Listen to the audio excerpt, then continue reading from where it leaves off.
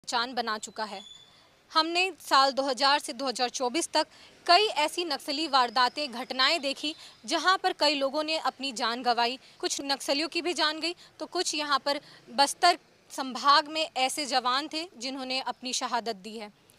आखिर ऐसा क्या मामला रहा है कि लोग अभी तक नक्सलवाद से नहीं उबर पाए हैं? अभी तक बस्तर संभाग में छत्तीसगढ़ के नक्सलवाद की घटनाएं सामने आती रही हैं।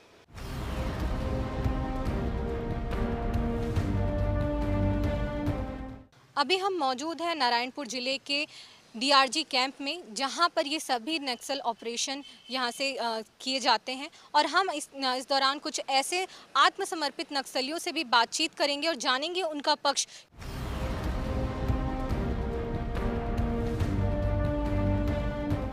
तो अभी हम पहुंच चुके हैं उस क्षेत्र में जहां पर आत्मसमर्पित नक्सलियों को रखा गया है।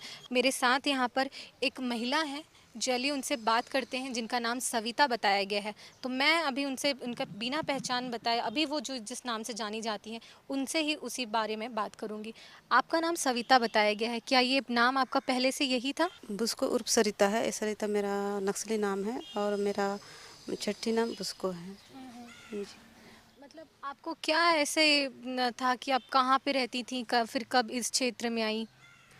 मैं अंदरूनी नक्सल क्षेत्र में मेरा गांव पड़ता है और हम लोग को पढ़ने लिखने का बहुत दिक्कत होता था बचपन से।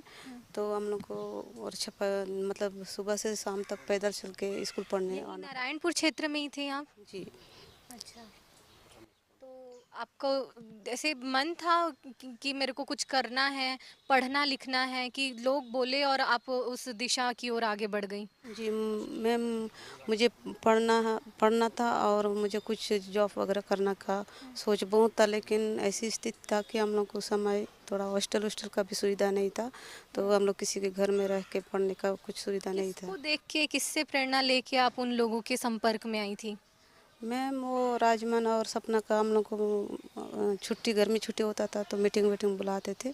तो हम लोग को ऐसी कुछ कुछ बुक वगैरह देते थे, उन लोग का साहित्य और कुछ ऐसी उनका नक्सली जो शहीद होते हैं, ख़त्म होते हैं, उनका स्टोरी वगैरह बताते थे। तो उनसे और उनका कल्चर ना, मतलब नाचने गाने का, वो सब देख के हम लोग प्रेरित हुए। और जैसे बोला जाता है कि जब नक्सल बनने की दिशा की ओर जाते हैं तो कुछ ना कुछ ऐसे लालच दिया जाता है कि हम आपको मोबाइल फ़ोन दे रहे हैं, हम आपको कुछ बिजली दे रहे हैं, या फिर हम आपको कुछ स्वास्थ्य सुविधाएं उपलब्ध करा रहे हैं।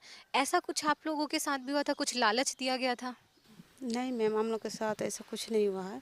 हम लोग बस उनका वही ना, मतलब नाच गाना को ज़्यादा मतलब प्रेरित होकर गए हैं। हम लोग उससे भी अनजान थे, मतलब कुछ नहीं समझ पाए कि इनका लक्ष्य क्या है, किस मकसद ले लड़ रहे हैं, क्या है वो हम लोग को कुछ नहीं पता। पढ़ाई लिखाई आप उसके वहाँ रह के सीखती थी कि यहाँ आके आपने किया है? मैं तो यहाँ 9th क्लास तक पढ़ी थी, उसके बाद फिर वहाँ जाके कुछ कुछ सीखने को मिला है, मतलब इंग्लिश वगैरह, तेलुगु वगैरह थोड़ा बहुत भी मतलब बातचीत करने का, समझने का भी। आप अभी यहाँ कब से रह रही हैं यहाँ? मैं यहाँ 2017 में नारायणपुर डीआरजी में क्या हूँ। क्या काम करती हैं यहाँ पे? ऑपरेशन जाते हैं और यहाँ ऑपरेशन के बाद वही कुछ कुछ महिला लोगों को अपने जो बताते हैं कि ऐसे वहाँ भर्ती नहीं होना है, और आप समय फोर्स आती है तो जंगल में नहीं भागना है, घर में रहना है, यही सब हम तो लोग अभी समझाते हैं। आपको कैसे लगता है?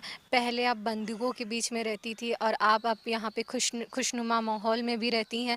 पेन यानी कागज कलम के माध्यम से आप लोगों से जुड़ रही हैं। कहते हैं इसे मुख्य धारा में जुड़ना। अभी की ज़िंदगी और पहले की ज़िंदगी में क्या अंतर लगता है आपको?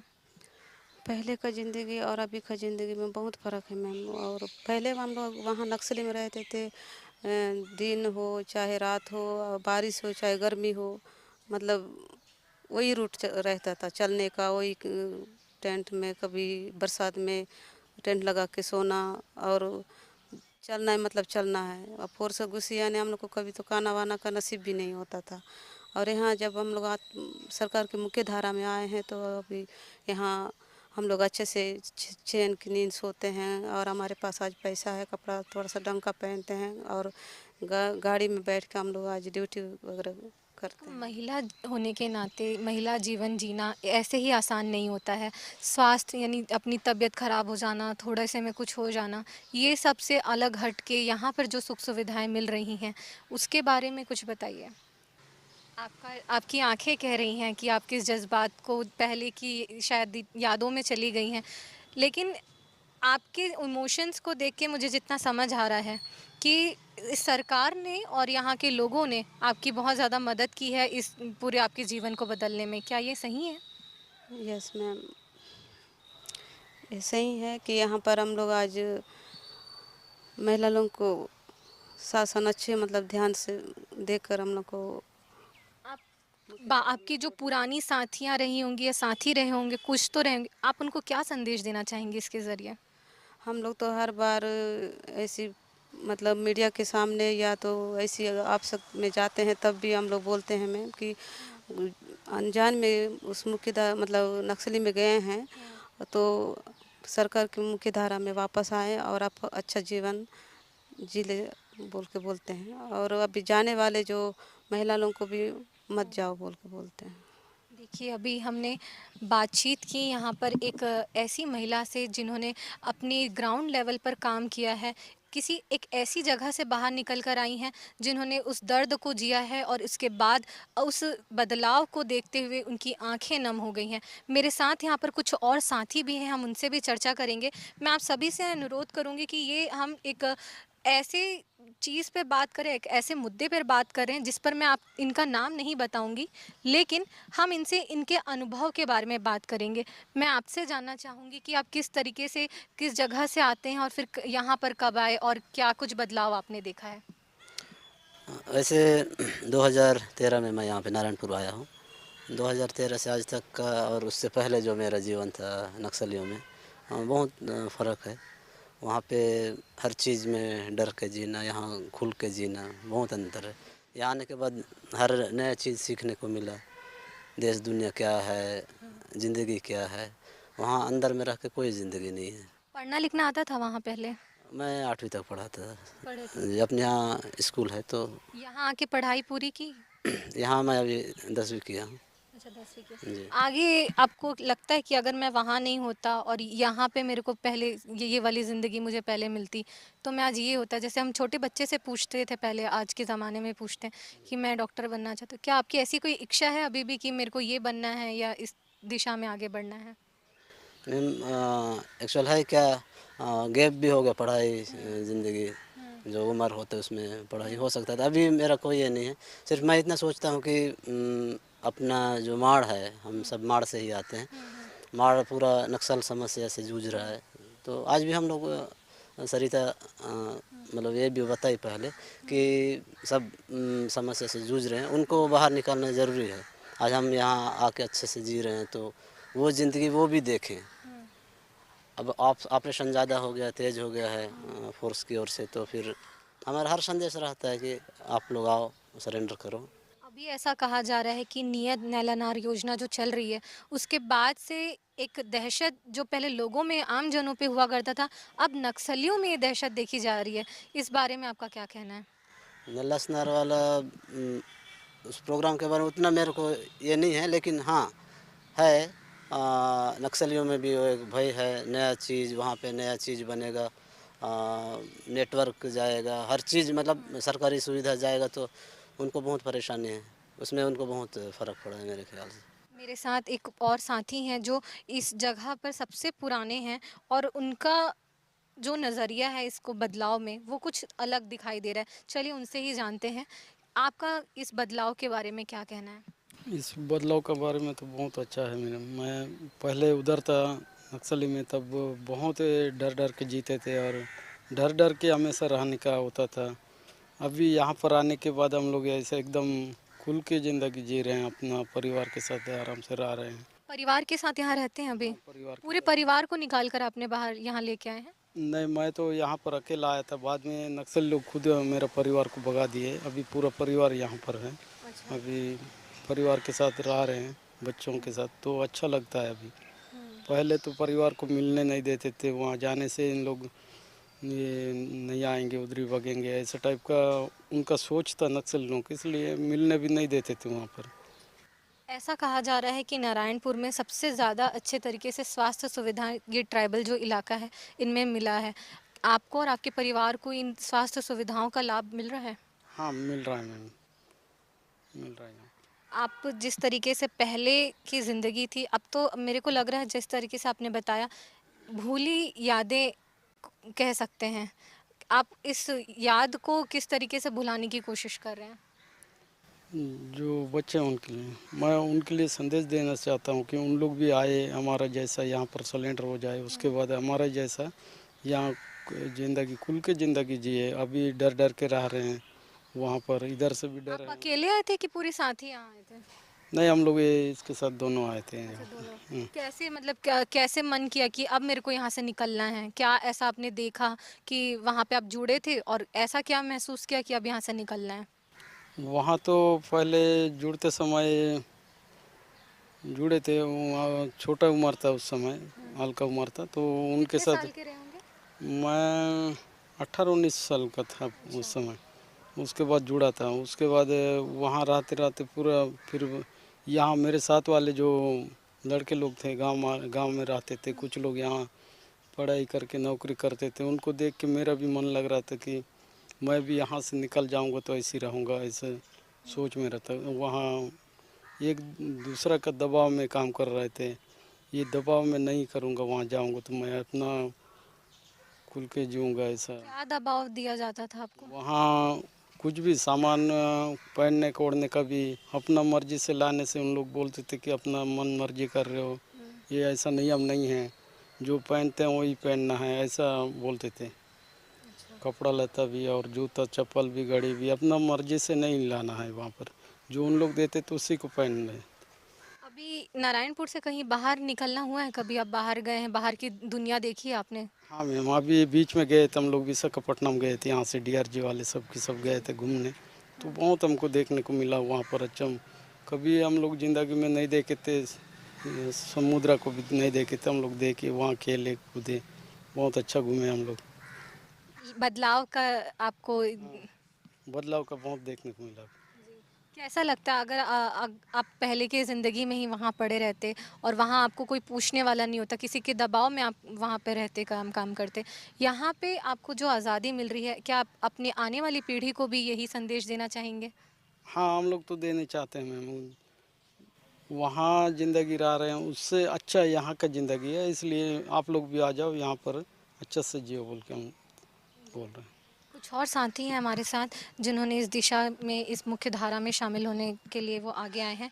मैं आपसे जानना चाहूँगी, आप कौन से साल में यहाँ आए हैं? मतलब 2022 में सरेंडर किया हमने। आप अभी अभी आए हैं, ज़्यादा आपको समय नहीं हुआ है यहाँ पे। क्या ऐसा आपने सोचा उस टाइम दिमाग में था कि मुझे उस दिशा में आगे बढ़नी है, मैं उन लोग के बीच में, या उन आपको प्रेशराइज़ किया गया या आप लोगों को देख के या किसी लालच में फिर वहाँ पर गए थे? यस मैम, वहाँ पे मतलब बड़े बड़े लोगों का थोड़ा अलग ही जो उनका मतलब खाना पीना अलग रहता था, और बाकी जो मतलब सदस्य जैसा रहते हैं वहाँ उन लोग मतलब अलग ही देखते थे। तो इसमें भी मतलब तंग आ गया, और जो मतलब मेरी बच्ची वहीं पे मतलब पैदा हुए हैं, मतलब वो मतलब बच्ची के कारण मतलब मेरे को मतलब एक बार मतलब विमर्शा लगाए, फिर सस्पेंड किए थे, ऐसा किए, मतलब ये सब मतलब नाराज हो के मैं वहाँ से अच्छा, फिर निकल। आप पूरे परिवार समेत वहाँ यहाँ वापस आए हैं? Yes ma'am. अच्छा, तो आपने ये बताया नहीं कि मतलब वहाँ आपको ऐसे कुछ प्रेशर दिया जाता था कि उनके, कि आप पहले से ही उनके बीच में शामिल थे? यस मैम, जो मतलब मैं पहले से मतलब वहाँ पे शामिल था। क्या है कि मेरा बच्चा वहाँ पे मतलब पैदा हुआ, फिर मतलब जंगल में रोना धोना, फिर खाना पीना, फिर आपका परिवार भी इसी में शामिल था पहले कि पहले वाली पीढ़ी भी इसी इसी में ही थी? ना मतलब पहली पीढ़ी नहीं है, जो हम लोग मैं जाके वहीं पे मतलब मैरिज किया हूँ मैं, मतलब कोई संगठन में, वहाँ पे मेरा मतलब बच्चा पैदा हुआ, तो पैदा मतलब बच्चा के कारण फिर मुझे फिर डिमोशन किए थे, ये सब किए थे, इससे भी मैं। अच्छा, बच्चा हुआ उसके लिए आपको डिमोशन किया गया? यस मैम, मतलब क्या है कि वहाँ पे मतलब जंगल में मतलब बच्चा पैदा करने का मना है, मतलब अच्छा, पहले और ऐसी मतलब। क्या क्या चीज़ें वहाँ पर मना है? यस मैम, मतलब बच्चा पैदा करने का मना है, और जो मतलब अपना मन मर्जी से मतलब जो भी मतलब सामान लाने का भी मना है, और जो मतलब घर मोबाइल यूज़ करते थे मोबाइल? नहीं, नो मैम। आप लोग को नहीं था, लेकिन जो वहाँ सीनियर जो रहते थे उनको अलाउ था वो सब करना? यस मैम, लेकिन मैं जो वहाँ पे मैं कंप्यूटर चलाता था, तो मुझे कुछ मतलब परमिशन था, लेकिन बाकी जन को मतलब कैसे प्रभावित होके फिर यहाँ मुख्य धारा में आप शामिल हुए?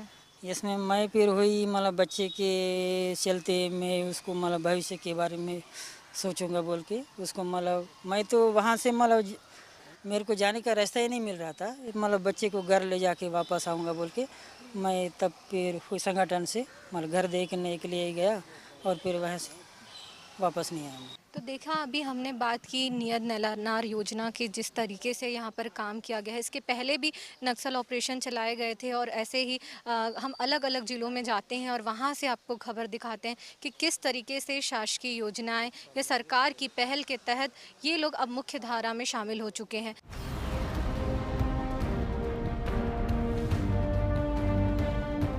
अभी आपने सुना आत्मसमर्पित नक्सलियों का ये वर्जन, उनकी कुछ भावनाएं, उनके कुछ पुराने मुद्दे और अभी के बदलाव।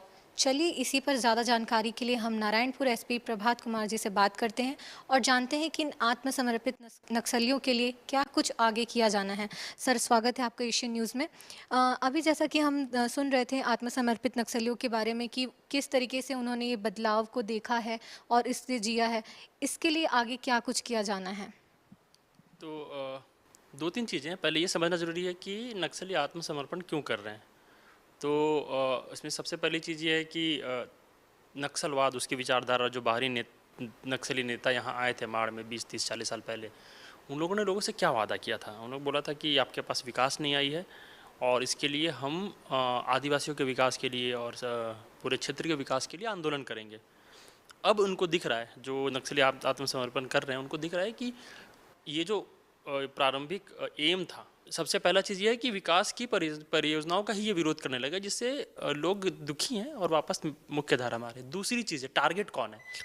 पहले बताया गया था कि हम प्रशासन के विरुद्ध करेंगे और अब नक्सली के जो निचले काडर के लोग हैं और जो ग्रामीण हैं, उनको ये दिख रहा है कि हमें ही टारगेट कर रहे हैं। पिछले 5-6 महीने में 80 से ज़्यादा ग्रामीणों को पूरे बस्तर में नक्सलियों के द्वारा मारा गया है। किसी को मुखबिर बनाकर, किसी को पुलिस को सूचना देने वाला बनाकर, किसी को ठेकेदार बताकर, किसी को जनप्रतिनिधि बताकर, विभिन्न बनाए हुए कारण बताकर टारगेट खुद गांव वाले हो रहे हैं, परिवार हो रहे हैं। उनको बाजार जाने से मना कर रहे हैं, उनको मोबाइल रखने से मना कर रहे हैं, उनको स्कूलों में, शहरों के स्कूलों में पढ़ने जाने से मना कर रहे हैं, विकास के जो कार्यक्रम है उसमें भागीदारी लेने से मना कर रहे हैं। तो फिर इससे भी गांव वालों को और निचले कैडर के जो नक्सली या बीच के कैडर के जो नक्सली, उनको समझ में आ रहा है कि हमारा पूरा उद्देश्य हिल गया है। अगर कभी कोई उद्देश्य रहा भी होगा विचारधारा में, तो इस विचारधारा का पूरा उद्देश्य हिल गया है। विकास का विरोध कर रहे हैं, हमारा विरोध कर रहे हैं, हम खुद टारगेट हो रहे हैं, हमारे भाई बहन मारे जा रहे हैं नक्सलियों के द्वारा। तो ये 2-3 कारण है जिसकी वजह से वो यहाँ आ रहे हैं। तो ये तो पुश फैक्टर है, ये उनका रियलाइजेशन है, उनको ये समझ आई है कि हम दिग्भ्रमित थे।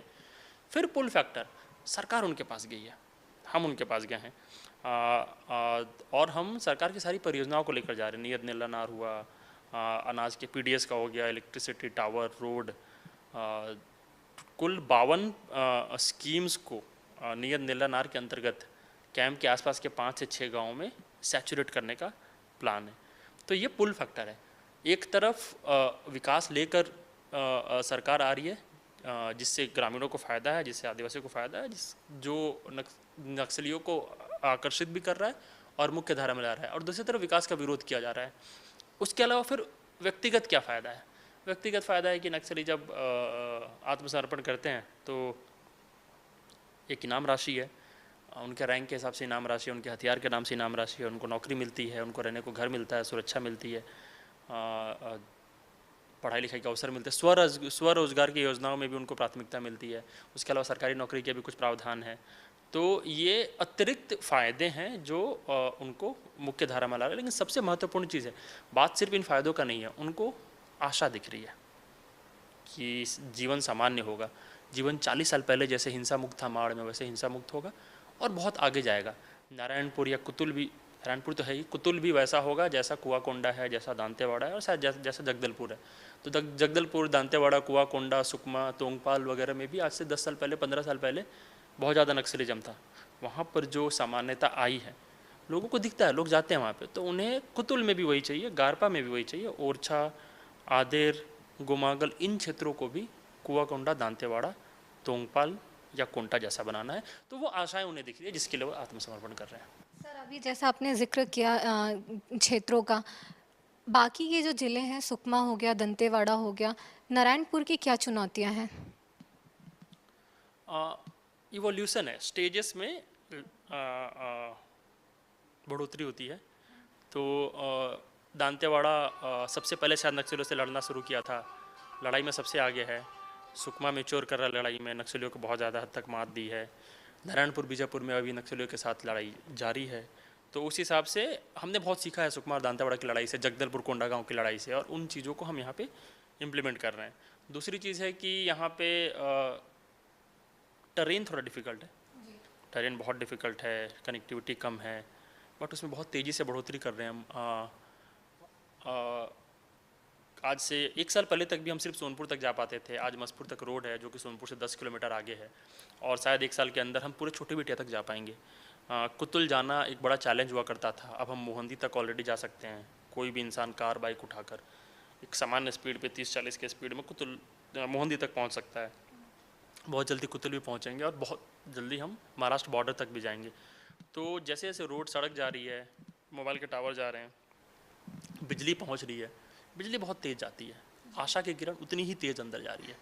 ठीक है, तो लोगों को वो उम्मीद दिख रहा है। थोड़ी सी चैलेंजेस हैं माड़ में, थोड़ा समय और बहुत ज़्यादा ऊर्जा के साथ हम इसको जल्दी सॉल्व करेंगे। ये लगातार एनकाउंटर की जो खबरें हम सुन रहे हैं, जनवरी से लेकर अभी हम जुलाई तक की बात करें, तो एक कहा भी जा रहा है कि नक्सलियों के बीच में ये भय का माहौल बना हुआ है। ये वाकई में भय है या फिर ये विकास की बयार उन तक पहुंच रही है कि अब हमें उसमें शामिल होना है? नहीं नहीं, दोनों हैं, पुश और पुल। भय तो नक्सलियों में है, ठीक है। सबसे पहले विचारधारा पे विश्वास, सबसे पहले तो वही गिर गया है, ठीक है। तो विचारधारा पे विश्वास बहुत दिनों से गिरा हुआ था, भय आना बाकी था, भय अभी पहुंचा है, ठीक है, पुलिस का नक्सलियों में। और कुछ भय कम भी हुआ है, किसका? गांव वालों का और निचले काडर का, नक्सलियों के भय। गांव वालों में जो नक्सलियों का भय था और जो निचले काडर के लोग हैं, तो नक्सलवाद 3 ही चीज़ों पर टिका हुआ है। जो ऊपरी काडर है उनके जिद पे कि हमने अपना 40 साल दे दिया, अब अभी हम नक्सलवाद को बढ़ाएंगे। जो बीच के लोग हैं उनको थोड़ा बंदूक का घमंड है, तो बंदूक लेके चल रहे हैं, इसलिए उस घमंड में नक्सलवाद को चला रहे हैं।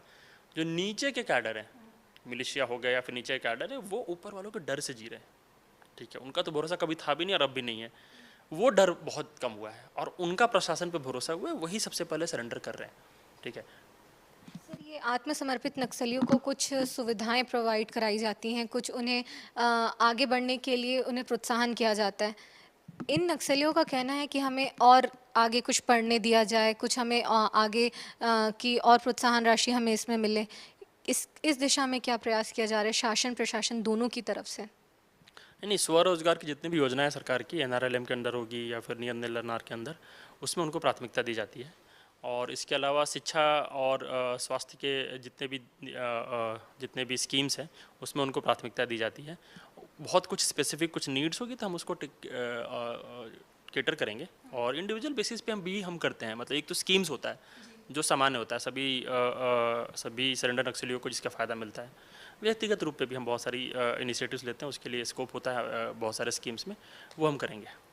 क्या संदेश देना चाहेंगे आप बाकी के नक्सली को कि वो जल्द ही जल्द सरेंडर करें और मुख्य धारा में शामिल हों?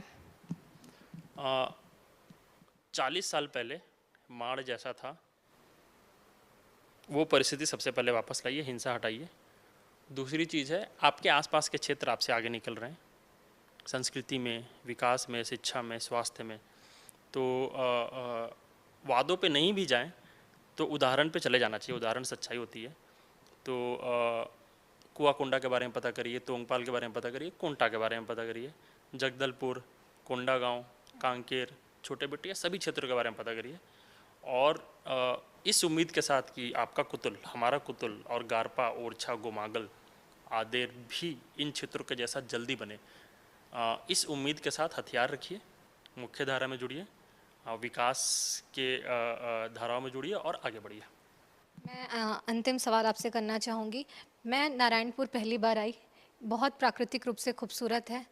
लोगों में अभी भी भय है कि नारायणपुर सुरक्षित नहीं है, वहाँ लगातार एनकाउंटर होते हैं, नक्सली मुठभेड़ होते हैं। आप ऐसे लोगों को क्या संदेश देना चाहेंगे? अगर मुझ जैसे लोग यहाँ पर आना चाहें और प्राकृतिक रूप नज़ारे इसको जीना चाहें? देखिए, बदलाव बहुत तेज़ हो रहा है, परसेप्शन उतनी तेज़ी से जा नहीं रही है। जिम्मेदारी आपकी भी है, मीडिया की भी है। क्यों नहीं जा रही है परसेप्शन, ये आपको भी अपने आप से पूछना है, बहुत सारे मीडिया कर्मी से पूछना है।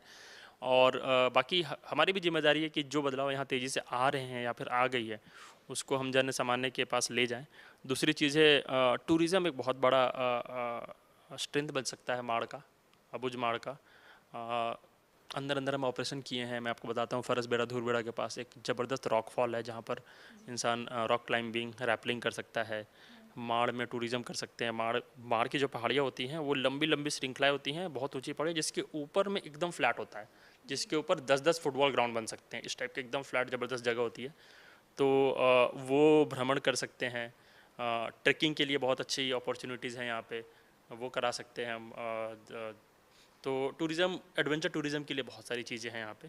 इसके अलावा वाटरफॉल्स उसी धूरबेड़ा फरसबेड़ा के पास, जहाँ पर एक बहुत अच्छा रॉक फॉल है, जहाँ पर हम मैंने बताया कि रैपलिंग और रॉक क्लाइंबिंग कर सकते हैं। वहाँ पर बहुत अच्छे अच्छे वाटरफॉल्स हैं, उसका आनंद ले सकते हैं। नदियाँ ज़बरदस्त है, बहुत ज़बरदस्त पानी है, कैंपिंग कर सकते हैं माड़ के ऊपर। तो बहुत सारी चीज़ें जल्दी होगी, बहुत बहुत समय नहीं लगेगा इसमें, और लोकल लोग करेंगे, यहाँ के लोग उसको प्रोत्साहित करेंगे। जैसा कि प्रभात जी ने अभी बताया कि हमारी जिम्मेदारी है कि हम ऐसी जगह पर विजिट करें, लोगों को हम इसके बारे में बताएं, तो निश्चित ही एक बदलाव यहाँ से संभव दिखाई दे रहा है।